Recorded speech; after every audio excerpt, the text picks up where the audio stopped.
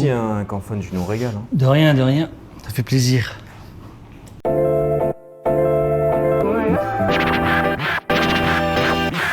Bon, bah écoute, bienvenue à toi, Enders. Bah, bienvenue les gars. Et puis, Enders. à la semaine encore comme Paul. Merci. 4e épisode ensemble, cette fois-ci on a un invité, donc Enders qui nous rejoint, cofondateur de Nitro. Exactement. Donc Nitro, c'est un outil pour les rétrospectives, c'est bien ça? C'est ça, un logiciel de rétrospective, donc conçu pour aider les équipes à s'améliorer en continu. Ok. Super. Juste, je te coupe vite fait. Vas-y. Pourquoi on parle de rétrospective aujourd'hui? Parce que la dernière fois, on a vu les différents événements du sprint. On s'était arrêté à la rétrospective, justement. C'est ça. Exact. Et rétrospective, on voulait avoir justement la présence d'Enders là, pour qu'il nous explique un peu plus qu'est-ce que la rétrospective, la théorie derrière tout ça. Et puis partager ensuite nos expériences tous les trois. Ouais.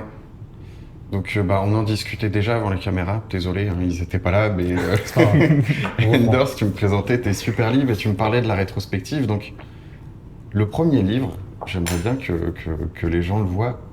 Quel est ce livre? Ah ouais, c'est ça. Bah, on va commencer par raconter un peu l'histoire autour des rétrospectives. Exact. Mais c'est ça, on peut commencer par introduire ce livre-là qui s'appelle Project Retrospectives de Norman Kurt.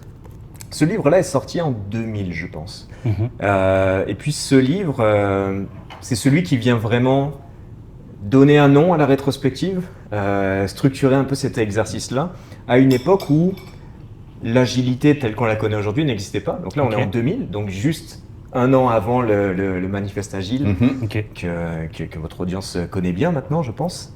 Mais ouais, on espère. 2001, manifeste agile. 2001, exactement. Ouais. Donc ce livre-là est sorti avant. Puis ce que l'auteur essaye de faire là-dedans, c'est de proposer une façon de rassembler l'équipe et de l'aider à faire un travail d'inspection et d'adaptation autour des projets qui prenaient généralement des mois, voire même des années. Les années 90, là, dans la gestion de projet. Donc il y avait quand même une espèce de fléau là, sur la fin des années 90 où on passait énormément de temps à travailler sur une solution. Puis le problème, c'est que l'évolution technologique arrivait bien trop vite, de sorte qu'on lançait un projet, mettons, en 95, puis on le sortait en 98, sauf que il s'est passé plein de choses entre-temps. Puis les sorties de projet, le produit qui sort à la fin du projet est déjà obsolète. Donc l'idée de ce livre-là, c'était de se dire, qu'est-ce qu'on peut faire pour éviter de répéter les mêmes erreurs de projet en projet, et qu'est-ce qu'on peut faire pour s'améliorer de projet en projet. Donc, même avant l'agilité, en fait, tu avais déjà des personnes qui pensaient à s'améliorer au fur et à mesure dans leur travail. Oui, bien sûr. Tu avais déjà des, si je ne fais pas d'erreur, Extreme Programming était quand même déjà d'actualité avant le manifeste agile, et probablement d'autres cadres de travail aussi. Puis la notion d'amélioration continue faisait déjà partie de ces méthodes de travail-là. Donc la rétrospective, c'est un véhicule, j'appelle ça comme ça, un véhicule, c'est plus simple, qui vient simplifier, qui vient structurer la façon dont on réfléchit et dont on s'améliore en équipe. Mais oui, clairement, la rétrospective n'est pas née du manifeste agile. Et avant ce livre-là, tu disais il n'y avait pas de nom associé à la rétrospective comme on le nomme aujourd'hui? Ouais, c'est ça. En fait, c'est vraiment dans ce livre-là que l'auteur, Norman Kurt, donne un nom à la rétrospective. Je crois que c'est ça, il hésitait. On voit au début du livre qu'il hésitait entre plusieurs termes, notamment post-mortem de projet. Alors bon, c'est sûr qu'on comprend rapidement ce que c'est, mais ça a une connotation un peu, un peu morbide. Exact. On va sur un petit post-mortem. Non, ça sonne un peu bizarre. Mais donc c'est ça, il est arrivé avec ce terme-là de rétrospective, et c'est donc ce livre-là qui a défini ça. Petite anecdote d'ailleurs, là, c'est qu'on apprend dans ce livre-là que l'approche de la rétrospective ou l'exercice de la rétrospective, c'est emprunté au domaine militaire, plus particulièrement des débriefings, des sessions de débriefing qu'on peut faire à l'armée. Donc c'est ça. Peu de gens le savent, mais la rétrospective, ça vient de ce livre-là, et c'est inspiré, entre autres, des pratiques du domaine militaire. Ça marche. C'est intéressant. Maintenant, si on parle maintenant d'agilité et du Scrum, là, donc on était encore sur les éléments du Scrum la dernière fois, c'est quoi la rétrospective dans le Scrum?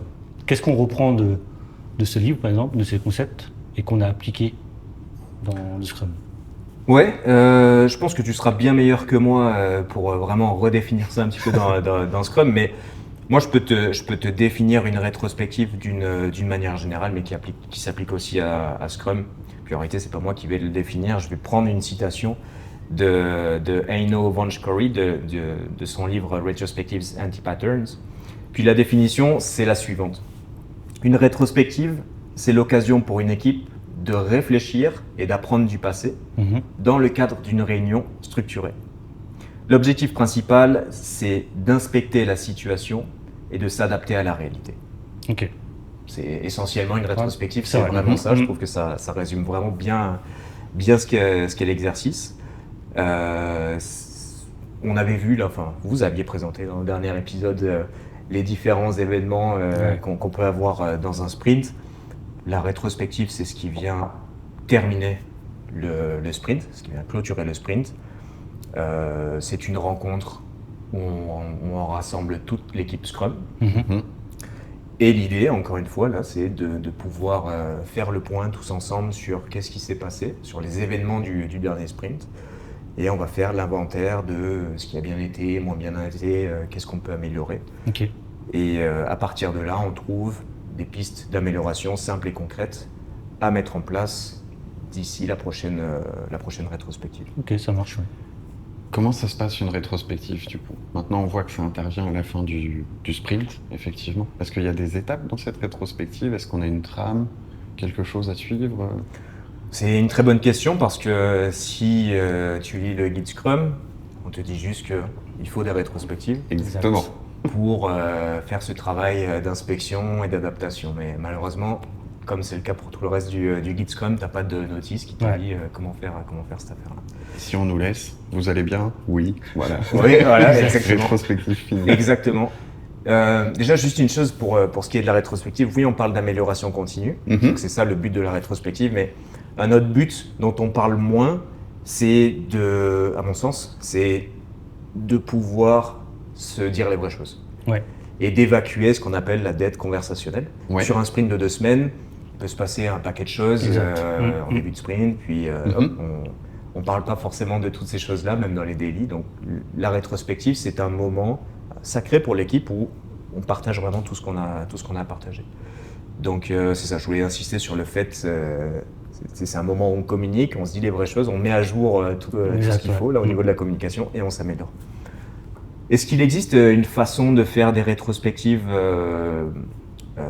plus qu'une autre? Oui, c'est notamment le cas dans ce deuxième livre-là, Agile Retrospectives, de Esther Derby, Diana Larson.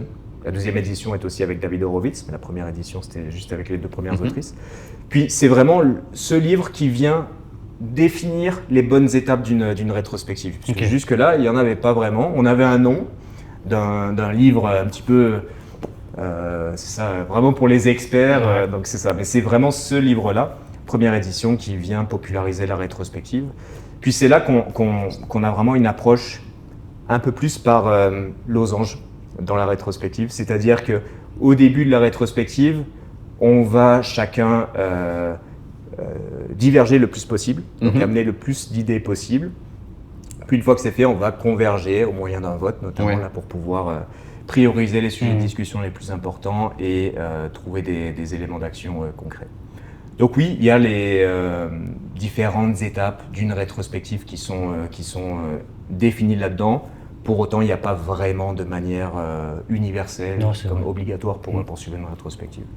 Les conseils que je peux donner, en revanche, c'est assurez-vous que chacun soit dans les meilleures conditions pour s'exprimer. Ouais. On parle de sécurité psychologique.